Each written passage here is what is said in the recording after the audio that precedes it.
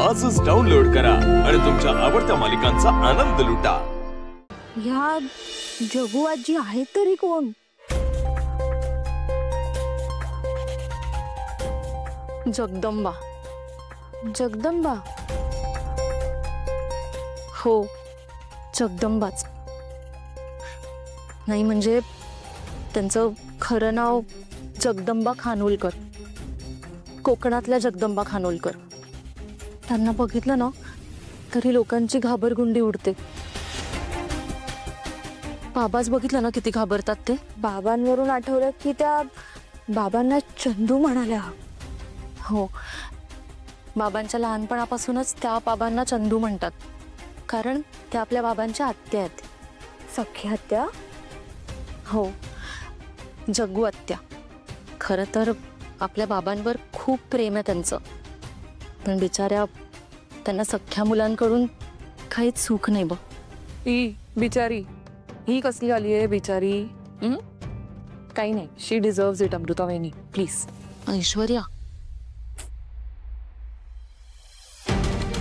आणि तसंही तिचं दुसरं नाव माहिती आहे ना काय? जगबुडी। जगबुडी? हो, सगळ्यांना घेऊन बुडतेच आहे ती। तिकडे ती जगबुडी नदी आहे ना, त्या नदीच्या नावावर तिकडच्या पोरांनी तिचं नाव ठेवलंय जग्गू आजी। सगळं बुडवायलाच आली आहे ती, कोणाला जगू देत नाही। काय म्हणे तर जग्गू आजी आली आता आपल्या डोक्यावर बसायला। पण या जग्गू आजींना सगळे इतके का घाबरतात? सांगते।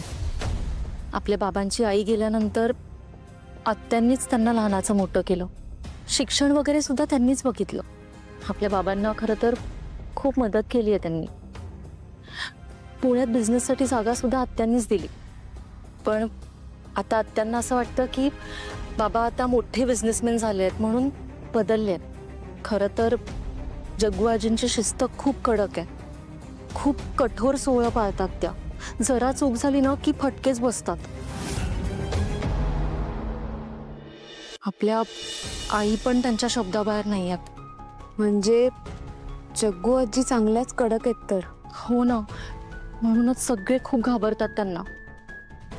त्यांनी आपली परंपरा खूप जपली आहे। त्यांना सगळं ना वेळेत लागतं, मॉडर्न असं काहीच चालत नाही त्यांना। माणसं घरात रिकामी बसली ना की डोक्यात आग जाते त्यांच्या। कसली आग जाते? ह्या अशा हट्टी स्वभावामुळे त्यांच्या मुलांनी त्यांना घरातून काढून टाकलंय। आता आले तिथे आपल्या डोक्यावर बसायला।